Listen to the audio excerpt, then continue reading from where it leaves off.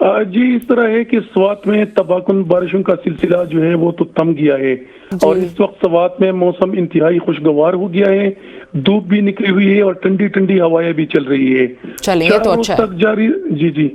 4 روز تک جاری رہنے والی بارشوں کے حوالے سے میں بات کروں تو تباکن بارشوں کے باعث گھروں پر پہاڑی تودے گرنے اور چھتیں گرنے سے 2 بچوں سمیت 6 افراد جان سے گئے، جبکہ سینکڑوں مویشی بھی ہلاک ہوئے اور املاک کو بھی شدید نقصان پہنچا۔ حیات، ہمارے پاس ایک بند ٹوٹنے کی بھی کچھ خبریں تھیں، اس کے بارے میں بھی اپڈیٹ کیجیے گا ساتھ ہی۔ جی بالکل، وہ میں بتانے لگا ہوں جی۔ کالام روڈ اور دیگر مقامات پر لینڈ سلائیڈنگ کی وجہ سے مقامی لوگوں کو کے ساتھ جو سیاحوں کو بھی شدید مشکلات کا سامنا کرنا پڑا اور کئی گھنٹوں تک سیاح تیز بارش میں پھنسے رہے۔ تیز بارش کے باعث ندی نالیوں میں طغیانی بھی آ گئی۔ اس طرح جو درال خوڑوے وہاں پر جو مقامی ڈیم ہے اس کا بند بھی ٹوٹ گیا، جس کی وجہ سے وہاں پر خوڑ میں شدید طغیانی آ گئی اور دریا کی جو سطح ہے وہ انتہائی بلند ہو گیا اور سیلاب کا جو خطرہ تھا تاہم ابھی وہ خطرہ ختم ہو گیا ہے اور پانی کی سطح جو ہے آہستہ آہستہ نیچے جا رہی ہے۔ جی اچھا حیات، یہ بھی بتائیے گا کہ سوات کیونکہ ایک ٹورسٹ ڈیسٹینیشن ہے تو وہاں کی ضلع انتظامیہ نے جو ایک ایڈوائزری جاری نہیں کیا تھا؟ جی اس طرح ہے کہ پی ڈی ایم اے کی جانب سے ضلع انتظامیہ کو مراسلہ جاری کیا گیا تھا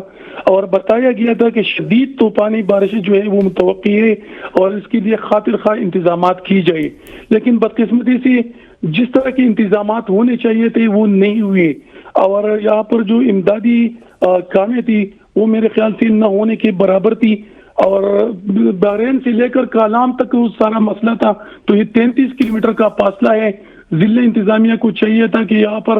1-2 امدادی کیمپیں بھی بناتے جو سیاح وہاں پر پھنس جاتے ان کو بھی ریسکیو کر لیتے، اس کے ساتھ ساتھ جو بھاری مشینری ہوتی ہے وہ بھی وہاں پر یقینی بنا لیتے، تو میرے خیال سے یہ مسائل اتنے زیادہ نہیں ہوتے، لیکن بدقسمتی سے جو ہی یہاں پر جب حادثات ہوتے ہیں تبھی انتظامیہ حرکت میں آتی ہے، حادثات سے پہلے پیشگی کسی قسم کے اقدامات نہیں ہوتے۔ تو ابھی انتظامیہ نے کیا حرکتیں کی ہیں ان حادثات کے بعد؟ حادثات کے بعد بس ان کی یہ کارکردگی ہے کہ جو